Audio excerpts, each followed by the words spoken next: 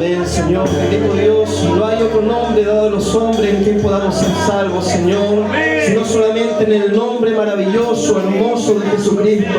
Amado Dios, te damos gracias, Señor, Padre, por la salvación, la vida eterna, Señor, que encontramos en tu presencia. Te damos gracias, Señor, Padre, por este tiempo que podemos cantar alabanzas, podemos orar, podemos interceder, podemos buscar de tu presencia, Señor, Padre, y ahora queremos escuchar tu palabra. Dios mío, abre nuestra mente, corazón, nuestros oídos, para poder recibir tu palabra, ser buena tierra y dar fruto en tu tiempo. En el nombre poderoso, Señor, de Jesucristo pedimos todo. Amén y amén. Amén, mi hermano. Que Dios les bendiga. Tomen su asiento. Amén. Le damos gracias al Señor, ¿cierto?, por la vida, la salud, por cada una de las bendiciones que Dios nos permite disfrutar. Amén. Sean muy bienvenidos mis hermanos que nos están acompañando. Siéntanse bienvenidos acá en la casa del Señor. Amén. Abra su Biblia, mis queridos hermanos, en el Evangelio de Mateo. Amén. Evangelio de Mateo, capítulo 1.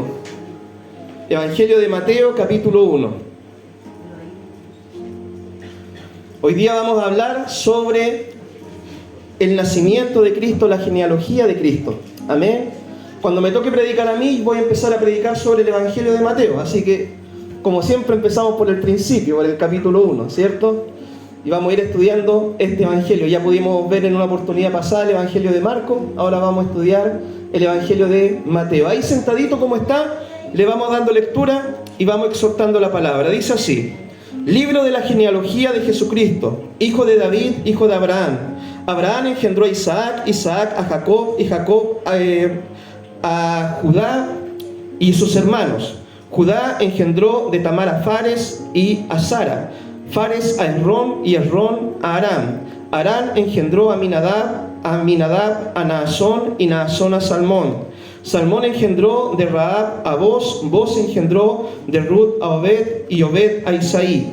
Isaí engendró al rey David y el rey David engendró a Salomón, de la que fue mujer de Urías. Salomón engendró a Roboán, Roboán a Abías y Abías a Asa. Asa engendró a Josafat, Josafat a Jorán y Jorán a Usías. Usías engendró a Jotán, Jotán a Acaz y Acaz a Ezequías. Ezequías engendró a Manasés, Manasés a Amón y Amón a Josías. Josías engendró a Jeconías y a sus hermanos en el tiempo de la deportación a Babilonia. Después de la deportación a Babilonia, Jeconías engendró a Salatiel y Salatiel a Zorobabel. Zorobabel engendró a Abiud, Abiud a Eliaquín y Eliaquín a Azor. Azor engendró a Sadoc, Sadoc a Aquín y Aquín a Eliud. Eliud engendró a Eleazar, Eleazar a Matán y Matán a Jacob. Y Jacob engendró a José, marido de María, de la cual nació Jesús, llamado el Cristo. De manera que todas las generaciones, desde Abraham hasta David, son 14, desde David hasta la deportación a Babilonia, 14, y desde la deportación a Babilonia hasta Cristo, 14. Amén. Cuando de repente nosotros nos encontramos en el Evangelio y leemos la genealogía, ¿cierto? O también cuando muchas veces estudiamos el Antiguo Testamento y sobre todo leemos el libro de Levítico, de Números, ¿cierto? Y nos pillamos esta genealogía, nos preguntamos: ¿y por qué está en esta genealogía en la Biblia? ¿Y cuál es el sentido de que se hable de que él era descendiente, antepasado de esta persona y de esta otra persona? Bueno, para los judíos, mis queridos hermanos, era muy importante el poder establecer su línea genealógica, que ellos pertenecían a los antepasados a los cuales Dios le había hecho la promesa, ¿cierto?, de que en su simiente, por ejemplo, a Abraham, el Señor le dijo: en tu simiente serán benditas todas las familias de la tierra. Entonces ahí encontramos nosotros una promesa que Dios hizo a Abraham, el padre de la fe, ¿cierto?, el padre de los judíos, el padre del pueblo de Israel, que en su simiente serían benditas todas las naciones de la tierra. Entonces ellos, esta genealogía los une, ¿cierto?, a ese antepasado. También nosotros encontramos dentro de la genealogía otro personaje muy importante, que es el rey David. Y Dios le dijo a David, ¿cierto?, cuando él tuvo en su corazón el deseo de construir un templo para el Señor, Dios le dijo: mira, yo voy a edificarte casa a ti. Tu hijo, él me construirá un templo. Su hijo Salomón lo construyó. Pero Dios le hace una promesa a David, y esta es una promesa mesiánica. Dios le dice: mira, de tu descendiente yo voy a levantar a uno que va a reinar con justicia. voy a levantar a uno que va a reinar por siempre, uno que va a ser un rey íntegro, perfecto. Y ese rey nosotros sabemos de que es nuestro Señor y Salvador Jesucristo, ¿ya? Entonces, esta genealogía en el Evangelio de Mateo tiene el propósito de ¿qué? De unir a Jesucristo con los antepasados, ¿cierto?, del pueblo de Israel. Nosotros sabemos, mis queridos hermanos, de que Jesús nació por obra y gracia del Espíritu Santo. Jesús, el nacimiento fue un milagro, una obra efectuada por Dios, ¿cierto?, en María, obra sobrenatural sin intervención de hombre. Pero José viene a ser el padre legal o el padre adoptivo de Jesús, ya que la Biblia declara de que José y María estaban comprometidos en matrimonio, ya estaban próximos a casarse. Bien, eso cierto a manera de preámbulo. El autor de este libro, cierto, de este Evangelio de Mateo, que lleva el nombre del evangelista, es Mateo. Mateo, mis queridos hermanos, también conocido en la Biblia como Leví, era un recaudador de impuestos. Era un hombre, cierto, que para la vista de los judíos era un hombre que había traicionado a sus paisanos, vendiéndose al imperio romano, cobrándole impuesto excesivo a los mismos judíos, ¿ya? Y este hombre, dice la Biblia, de que estaba un día en su trabajo recaudando impuestos y tiene un encuentro personal con Cristo. Cristo lo llama, este hombre, cierto, deja todo botado y le dice al Señor: Señor, yo quiero que comas conmigo en mi casa. Jesús fue, predicó el Evangelio de Jesucristo, ¿cierto? Y dice que había publicanos, pecadores, y finalmente Mateo acepta al Señor, entrega su vida, y él se convierte en uno de los 12 apóstoles del Señor, ¿ya? Así que Mateo, el que escribió este Evangelio, es ese, el que era recaudador de impuestos, que después se convirtió en un apóstol del Señor. El Evangelio de Mateo tiene algunas particularidades especiales, que es muy didáctico, mi hermano. Ya es un evangelio muy fácil para poder enseñar, para poder discipular, para poder, ¿cierto?, ir aprendiendo las verdades del Señor en un orden lógico, en un orden que nosotros podamos entender. No es que sean historias dispersas por aquí, por allá, no. Tiene historias bastante interesantes. Por ejemplo, la enseñanza del Sermón del Monte, la enseñanza sobre la misión, la enseñanza sobre los tiempos finales, ¿cierto? Y finalmente la gran comisión en Mateo capítulo 28. Y también tiene historias que son muy ilustrativas y que nos narran verdades espirituales. Son algunas particularidades, ¿cierto?, de este Evangelio de Mateo. Mateo escribió especialmente para el pueblo judío.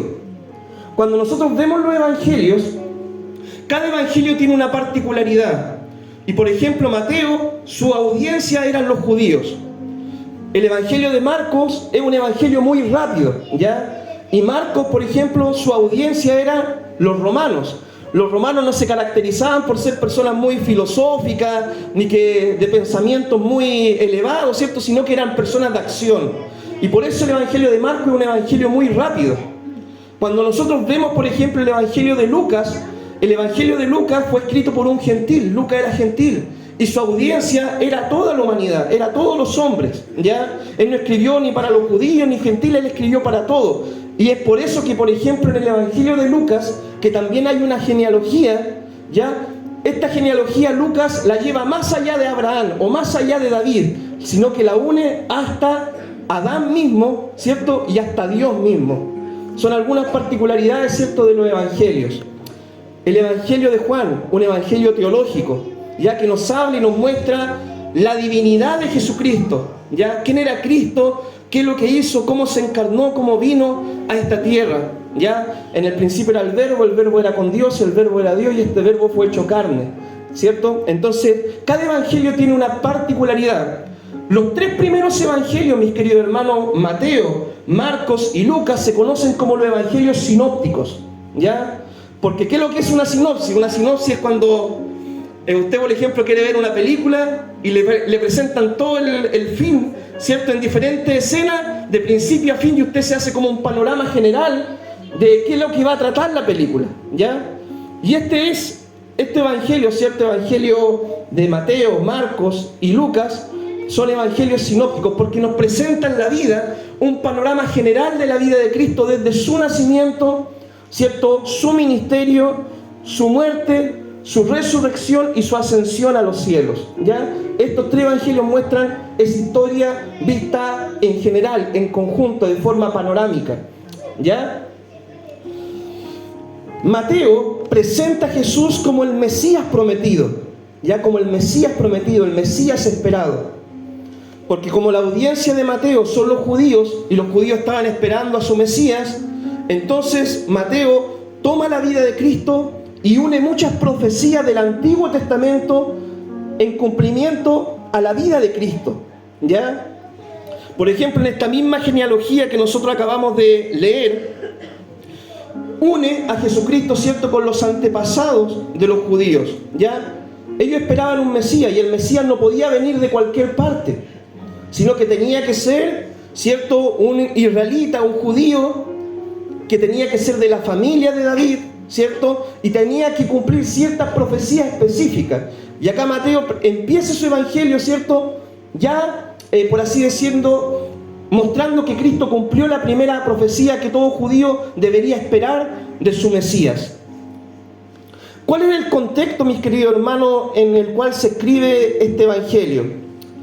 Bien, en los tiempos, ¿cierto?, que nació Jesús, el pueblo judío, ¿cierto?, los judíos estaban bajo el imperio romano, ¿ya? Estaban bajo el imperio romano. Roma era el imperio que gobernaba en aquel tiempo. Estaba César, ¿cierto?, como máxima autoridad.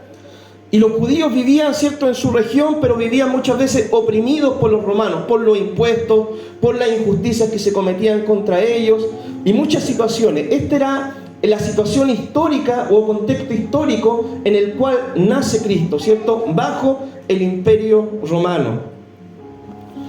Habían pasado, mis queridos hermanos, desde el último profeta en el Antiguo Testamento, que fue Malaquías, hasta Jesucristo, habían pasado 400 años, ¿ya?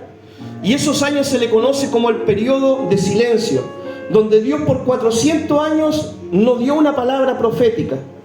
Y los judíos solamente se aferraban a las promesas que habían hecho los profetas anteriores de que vendría el Mesías, vendría el Cristo. La palabra Mesías, la palabra Cristo significa el ungido. Mesías, ¿cierto?, y Cristo significa lo mismo, el ungido.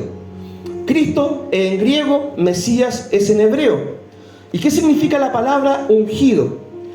Las personas en el Antiguo Testamento, cuando eran ungidas, ¿ya?, eran ungidas para una función y un propósito especial. Por ejemplo, en el Antiguo Testamento se ungía a los reyes, porque ellos iban a liderar al pueblo de Israel. Se ungía también al sumo sacerdote, ¿ya?, porque él era apartado para dedicarse a una tarea especial. Y por ejemplo, la Biblia habla, en los Salmos dice: no toquéis a mis profetas ni me ha ungido, ¿cierto? Entonces Dios habla de que apartaba a algunos hombres para algunas tareas especiales. Pero el ungido de los ungidos, el real, el verdadero y el único, ¿cierto?, ese ungido se llama Jesucristo, ¿ya? Ese era el ungido por excelencia y el ungido que esperaban el pueblo de Israel. Lamentablemente, cuando Cristo vino, ¿cierto?, el pueblo de Israel no le conoció, los judíos no le conoció. Dice: a los suyos vino y los suyos no le recibieron. En Juan capítulo 1, versículo 12. Los judíos esperaban, mis queridos hermanos, un Mesías, pero no era el Mesías, ¿cierto?, como vino Cristo. Cristo vino como siervo. Cristo vino, mis queridos hermanos, a liberarnos, claro que sí, pero en primer lugar liberarnos de la atadura más grande que tiene el hombre, el pecado, ¿ya?, a cortar las cadenas del diablo y a darnos salvación y vida eterna. Pero los judíos querían un Mesías político, un Mesías como un rey, un Mesías como David o como Salomón, ¿cierto?, un Mesías que llevara al pueblo de Israel a librarse del yugo romano y llevar al pueblo de Israel a la cúspide de las naciones, ¿cierto?, como en el tiempo de David o de Salomón. Ese era el Mesías que ellos esperaban. Pero Cristo vino como siervo. Ahora, ¿Cristo viene a implantar su reino? Claro que sí, en su segunda venida, ¿ya? Cuando Cristo venga por segunda vez, nosotros esperamos la venida de Cristo. Ahí el Señor trae su reino eterno y nosotros podremos disfrutar de ese reino si somos fieles al Señor. Y bueno, tenemos una relación correcta con Dios. Amén. Ahí el Señor viene como Rey de Reyes, Señor de Señores. Pero en su primera venida, Él vino como siervo, ¿ya? Vino para servir. Y Él lo dice, ¿cierto? Yo soy el mayor entre ustedes, pero yo estoy entre vosotros como el que sirvo, ¿ya? Porque vino a darnos un ejemplo el Señor. ¿Bien? Bien, como les decía, ¿cierto? Para los judíos era muy importante su genealogía. Esto demostraba que pertenecían al pueblo del Señor.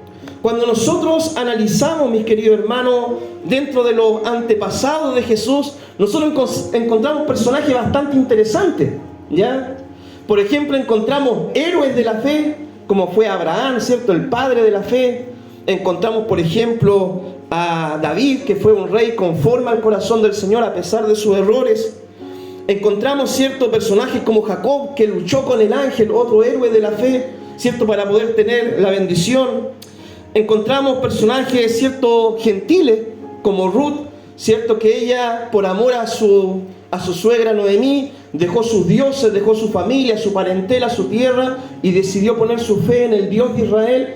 Y gracias a ese acto de fe, ella pertenece a la genealogía del Señor. Entonces, dentro de la genealogía de Cristo encontramos personajes bastante interesantes, héroes de la fe. Salomón, el rey más sabio que tuvo el pueblo de Israel, ¿cierto?, que los proverbios hasta el día de hoy nos ayudan y nos aconsejan para poder vivir una vida buena, ¿cierto?, principios buenos para poder ejecutarlos y nos vaya bien.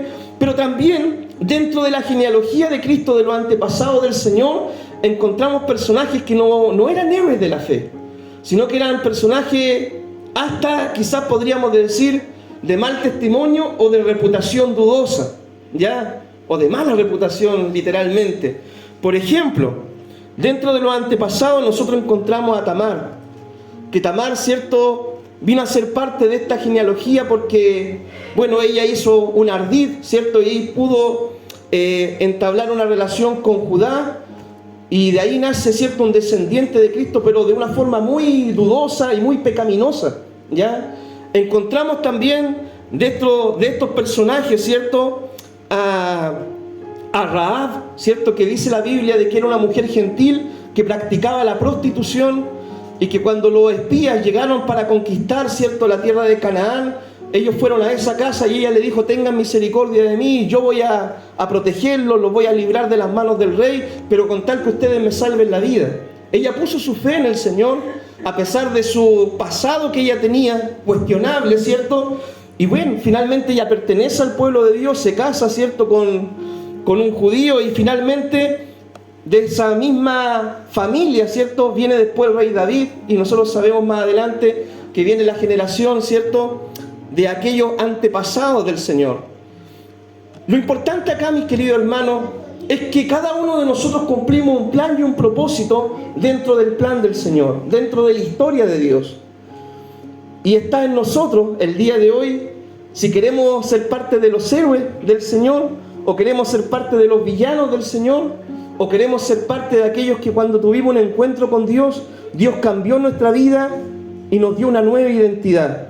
Por ejemplo, Rahab, ¿cierto?, Dios cambió su identidad. Ella dejó su pasado pecaminoso, puso su fe en el Señor, y después fue una antepasada, ¿cierto?, digna de admiración para el pueblo de Israel. Encontramos a Ruth también, que ella dejó sus dioses y sus cosas para poner su fe en el Señor. Entonces está en nosotros el cómo queremos pasar a la historia, cómo queremos ser recordados, ¿cierto?, por las generaciones que vienen. Si tú te has preguntado, ¿cierto?, el otro día me encontraba en el cementerio con un hermano y conversando, ¿cierto?, decíamos: ¿te has dado cuenta de lo que escriben en las lápidas, ¿cierto?, lo que escriben? ¿Qué es lo que te gustaría a ti que pusieran en esa lápida? ¿Ya? Y mirábamos algunas lápidas, ¿cierto? Algunos nacieron y murieron el mismo día, ¿cierto? De repente encontrábamos unas curiosidades así. Y bueno, ¿cómo quieres ser tú recordado? ¿Cuál quieres que sea la frase que coloquen allí? Un héroe de la fe, un villano, ¿cierto?, en la iglesia, un antepasado malo, el antepasado más sabio. Bueno, yo en mi lápida personal, pastora, anótelo, yo quiero que ponga usted un hombre que se esforzó por ser conforme al corazón de Dios. Eso quiero que ponga ahí en la lápida, que trato cada día, obviamente. No digo que lo he alcanzado, pero pongo mi empeño, mi hermano. Ya tengo mis debilidades, mis luchas y todo, pero esa es mi meta. Tratar de que un día cuando me muera, Dios me diga: Jorge, mira, no fuiste perfecto, pero por último te esforzaste. Entra en el gozo de tu Señor, en lo poco fuiste fiel, sobre mucho te pondré. Es mi meta personal. Yo no sé cuál sea su meta, ¿cierto? Pero yo también le propongo que tenga una meta alta también, ya para ser recordado como un buen antepasado. Amén. Porque no sé si usted se ha dado cuenta de repente cuando se junta la familia, ¿cierto? Y lo típico que uno habla del abuelo, del tío de repente, y hay algunos, ¿cierto?, que dicen, no, es que mi abuelo era aquí, era malo, era mañoso, le pegaba a mi mamá y cuántas cosas, o mi tío era aquí, ¿cierto? ¿Cómo quiere ser recordado? Es muy importante eso, ¿ya? Bien. Lo importante saber es que cada una de las personas cumple un rol en el plan del Señor. Y ahora nos toca a nosotros, ¿cierto?, el ver cómo seremos recordados. En esta genealogía, ya se baja la línea genealógica hasta José, ya que en el Evangelio de Lucas, cuando nosotros vemos esa genealogía, es la genealogía por parte de María, ¿ya? En el Evangelio de Lucas usted va a encontrar una genealogía y esa genealogía es por la línea de la familia de María. Esta de José, ¿cierto? Esta genealogía en Mateo es por la línea de José, ¿ya? Bien. José fue el padre adoptivo, legal de Jesús, pero Jesús mismo, mis queridos hermanos, fue concebido, dice la Biblia, por obra y gracia del Espíritu Santo, por un milagro sobrenatural, ¿ya?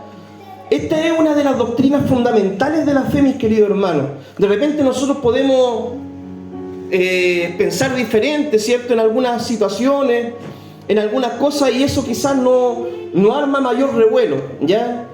Quizás no sé qué música me gusta, si podemos usar falda o no, son temas, hermanos, secundarios totalmente, ¿ya?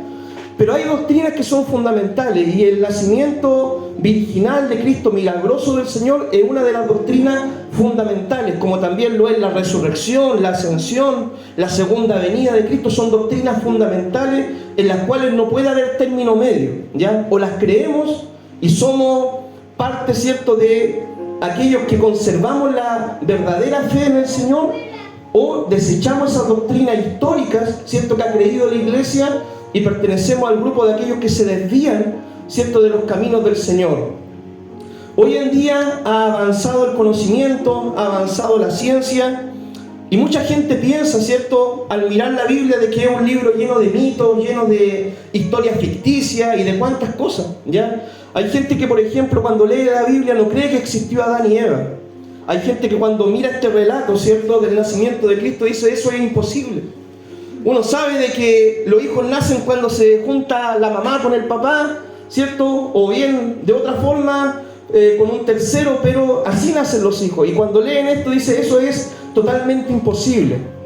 Pero nosotros tenemos un Dios sobrenatural, un Dios milagroso, no debemos olvidarnos de ese detalle.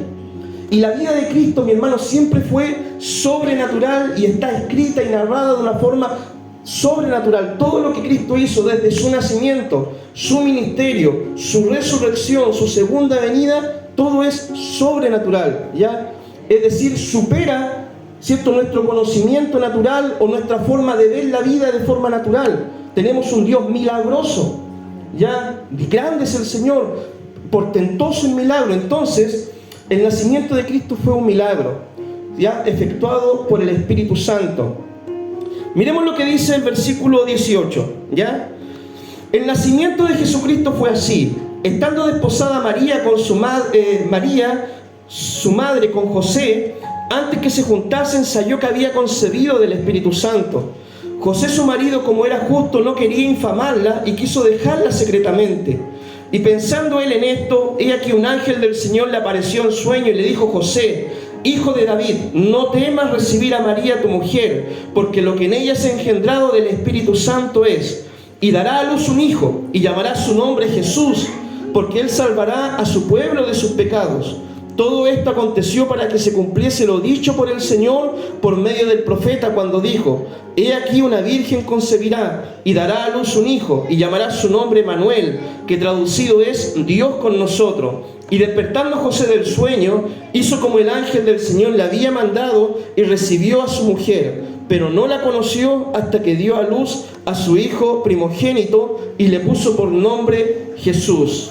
Amén. Un día, mi hermano, yo me encontraba haciendo un curso de guardia, ya hace un tiempo atrás, y dentro de los compañeros había un compañero que dijo: no, yo soy pastor, ¿ya? Ah, qué bueno, yo soy pastor también y todo. Lo pusimos a conversar.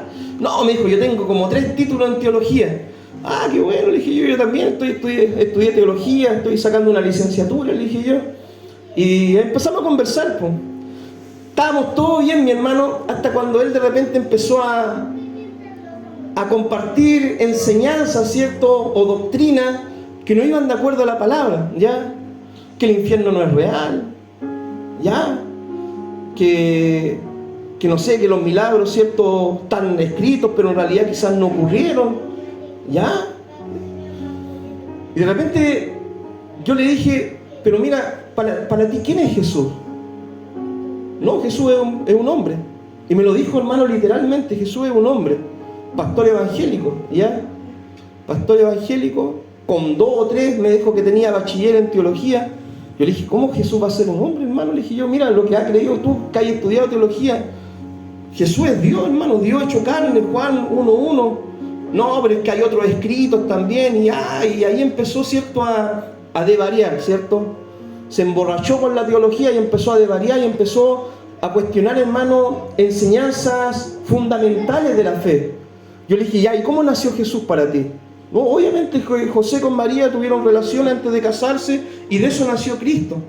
Yo le dije, no, le dije yo, tú estás súper mal, le dije yo, estás mal. No, me dijo, tú estás mal. Yo le dije, no, tú estás mal. Y yo sé que él está mal, ya, obviamente, porque a mí la Biblia me da la razón. Entonces, hoy en día, mis queridos hermanos, hay mucha gente que hace una interpretación racional de la Biblia, ¿ya? No que porque un teólogo lo escribió así o porque una persona lo predicó así, ellos creen que es así. Pero la que manda y la que tiene la verdad es la Biblia, es la palabra del Señor. Y lo que ha creído la iglesia a lo largo de la historia, mis queridos hermanos. ¿Ya? Por este Jesús que nosotros predicamos, los apóstoles dieron su vida y murieron como mártires. Ellos no morirían por una mentira, ¿ya? Ellos dieron su vida, fueron quemados, crucificados, apedreados, golpeados, hermano, hasta la muerte por esta verdad que ellos predicaban. Y que ahora, después de 2000 años, ¿cierto?, hay alguno que se cree intelectual porque lee 2 o 3 libros de teología y cuestiona, ¿cierto?, el nacimiento de Cristo. Es totalmente, hermano, ilógico, ¿ya? Bien. Dice la Biblia en Gálatas, cualquiera que predica otro Jesús, otro evangelio, es anatema, es decir, está apartado para destrucción, apartado para maldición. Entonces, por esto, mi hermano, esta doctrina es fundamental y es importante creerla, entenderla, ¿cierto? Y también confesar esta doctrina, ¿cierto? Dentro del credo, ¿cierto? Lo que creemos como iglesia, nosotros creemos, ¿cierto?, que Jesús es Dios hecho carne. Ya, el verbo de Dios, Juan 1:1, en el principio era el verbo era con Dios, este verbo fue hecho carne y vino acá a la tierra, vivió entre nosotros, hermanos. ¿Quién más va a caminar sobre el agua? Ni David Copperfield, ya ellos usan todos esos trucos para poder hacer su magia. Jesús caminó sobre el agua, hizo milagros, hermano, que nadie más ha hecho. Yo quizás puedo orar por usted, de repente Dios lo va a sanar, pero yo puedo orar en el nombre de ¿quién? De Él, de Jesús, ¿ya? No oro en nombre mío y en nombre de nadie más, ¿ya? Entonces, mis queridos hermanos, Jesús es sobrenatural, ¿ya? Jesús va más allá de ser un simple profeta, de ser un simple hombre, de ser un simple maestro religioso. Jesús es Dios hecho carne. María y José, mi hermano, estaban comprometidos, ¿cierto?, en matrimonio. Ellos estaban comprometidos en matrimonio. Eso se conoce para los judíos como el desposorio, ¿cierto? Y para nosotros ellos estaban de novio, ¿cierto? Las familias se ponían de acuerdo para que se casaran los hijos. Y este noviazgo, ¿cierto?, para los judíos podía ser roto solamente de 2 formas. Por una carta de divorcio, ¿cierto?, si es que el esposo encontraba algo indigno en la mujer, o también podía ser roto por causa de viudez, si es que en el momento del noviazgo uno de los dos fallecía. Pero era tan comprometedor, ¿cierto?, este noviazgo, ¿cierto?, que con el propósito del casamiento ya, que no podía ser roto por cualquier forma o por cualquier pretexto. Cuando José, mis queridos hermanos, supo de que María estaba embarazada, ¿cierto?, él como hombre, pienso yo, ¿cierto?, de que él dijo, bueno, lo más probable es que María me fue infiel y me engañó. Porque dice acá la Biblia de que él quiso dejarla secretamente. Es decir, él tampoco tuvo un corazón malo ni drástico de decir, esta mujer fue aquí y allá, me engañó. Quizás escuchó la historia de María, y María le dijo, oye, esto fue sobrenatural, se me apareció el ángel Gabriel, ¿cierto? Y me habló y todo el tema. Y bueno, él, para uno, hermano, imagínese usted, ¿cierto? Usted tiene su hija y de repente un día llega y le dice, papá, mira, el Espíritu Santo me embarazó. Usted obviamente le costaría creer, y eso obviamente en este tiempo no pasaría. Estamos claros, porque eso ocurrió una sola vez y ya no volvería a ocurrir, ¿ya? El Espíritu Santo tiene nombre y apellido en estos tiempos, ¿ya? Si es que alguna le dice por ahí, oiga, no, eso ya no ocurriría, porque eso fue un milagro de Dios, una e irrepetible, ¿ya? Entonces yo creo que José como hombre se sintió traicionado, se puede haber sentido confundido, y él iba a tomar esta decisión de dejar a María secretamente. Y él, pensando en esto, ¿qué es lo que hace? Dice de que Dios tuvo que intervenir de una forma sobrenatural también. Envió un ángel, dice la palabra, y le habla a José y le dice, mira José, no temas recibir a María tu mujer, porque lo que es engendrado en ella, por obra del Espíritu Santo es. Y dice la Biblia de que José, ¿cierto?, se une a su esposa en casamiento, pero no la conoció, ¿cierto? Y la palabra conoció significa no tuvo intimidad con ella, no tuvo relación sexual con ella, hasta que dio a luz a su hijo primogénito.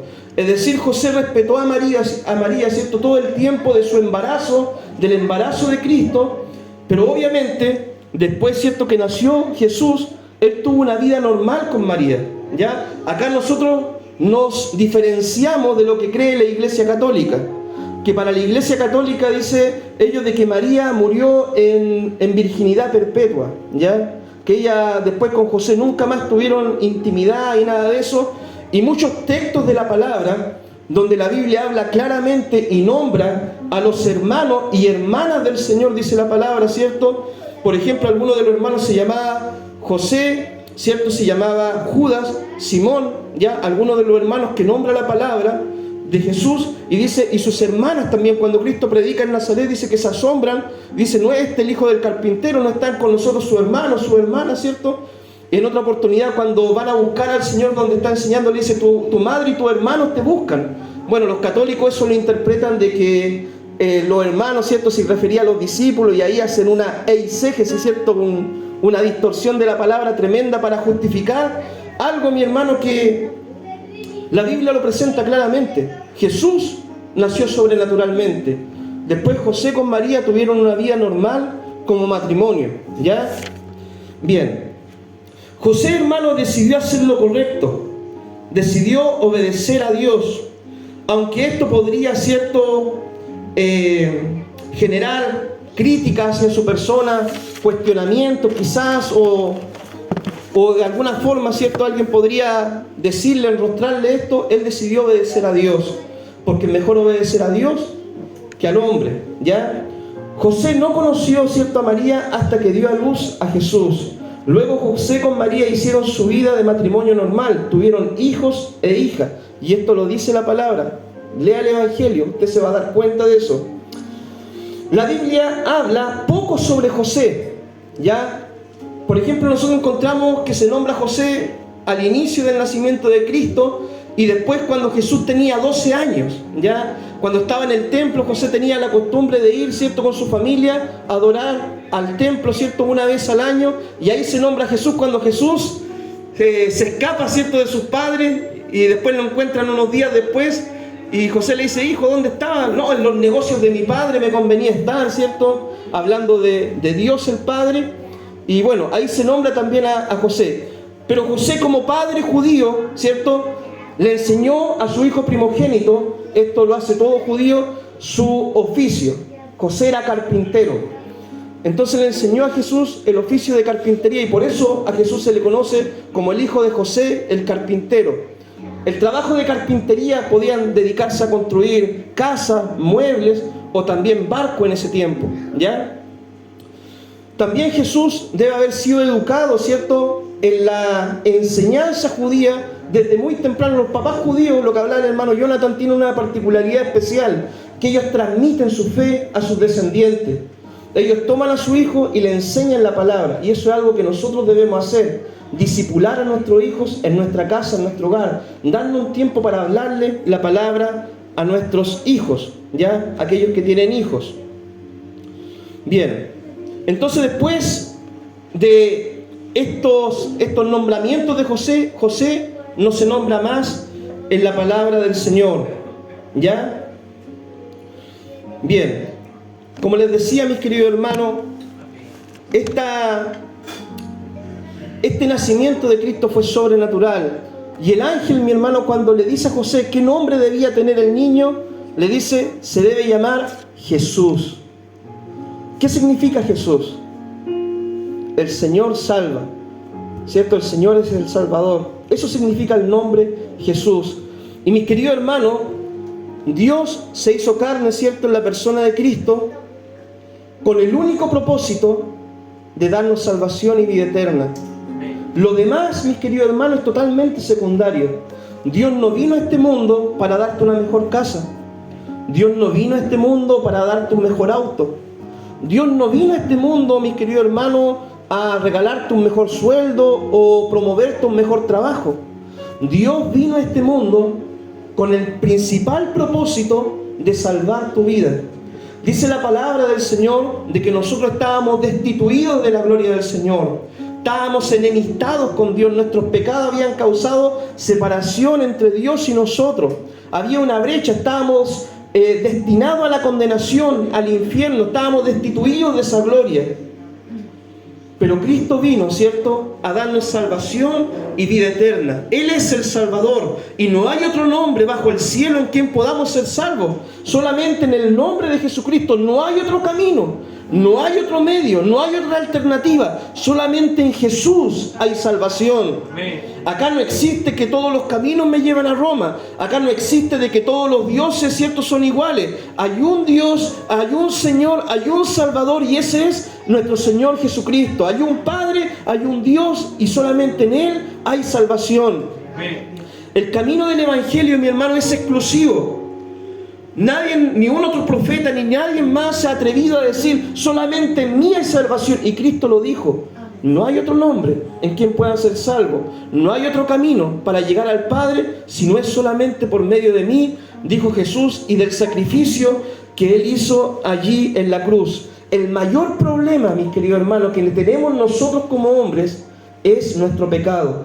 Y ese problema lo vino a solucionar Jesucristo hace más de 2000 años atrás. Y ahora dice la palabra que todo aquel que pone su fe en Jesucristo, que cree en este Dios tan maravilloso que envió a su Hijo a morir en una cruz por el pecado de toda la humanidad, se arrepiente de sus pecados, le recibe en su corazón, dice Dios que le regala una nueva vida, le da vida eterna. Las cosas viejas pasaron, naces de nuevo, Dios borra tu pasado. Dios no le importa si tuviste un pasado como Rahab o como cualquier otra persona pecaminosa. Dios hace nueva todas las cosas y ahora vas a pertenecer a la verdadera genealogía de Dios, a la genealogía que hemos aceptado a Jesucristo como Señor y Salvador, y estamos unidos por una sangre más poderosa que la sangre de tu familia o de tu antepasado o de una persona famosa. Estamos unidos por la sangre que derramó Jesucristo en la cruz para lavarnos, limpiarnos de todo pecado y pertenecer al linaje de Dios. Esa es la genealogía, hermano, a la que Dios quiere que nosotros pertenezcamos.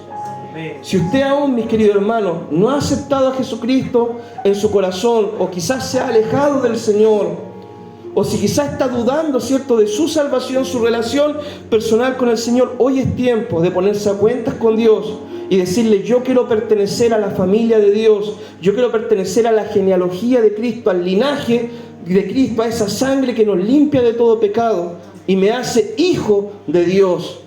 No solamente creación, como las personas del mundo, ¿cierto? Ellos son creación de Dios. Dios los creó, los formó. Pero para ser hijo hay que dar un paso más. Hay que recibir a Jesús como Señor y Salvador y tener una relación con Él. Amén. Así que, mis queridos hermanos, este es el mensaje que les comparto el día de hoy. Así que vamos a orar. Amén. Oremos al Señor, mi hermano. Padre, te damos gracias por este tiempo de enseñanza. Amado Dios, queremos pertenecer a esa verdadera genealogía, Señor, a esa verdadera familia, Señor, que nos une tu sangre que derramaste, Dios mío, en la cruz para salvación y perdón de pecados, Señor. la sangre más hermosa, más preciosa, Señor, la que nos lava, nos limpia y nos hace linaje escogido, Señor, para ti. Amado Dios, amado Padre, ayúdanos, Señor, a no perder el fundamento de nuestra fe, Señor. Hoy en día hay tantas doctrinas, tantas enseñanzas, tantos hombres enseñando cuántas cosas diversas y cuántos evangelios extraños, Señor. Pero ayúdanos a conservar la fe, Señor, a conservar lo que está escrito en la palabra y lo que ha creído la iglesia, Señor, a lo largo de la historia, Señor.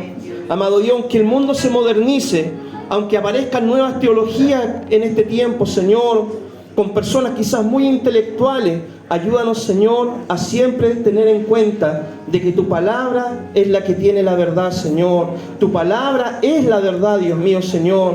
Y ella es nuestra regla de fe, de conducta, de práctica, de disciplina. En el nombre poderoso de Jesús pedimos todo. Amén y amén. Que Dios les bendiga, mis amados hermanos. Amén.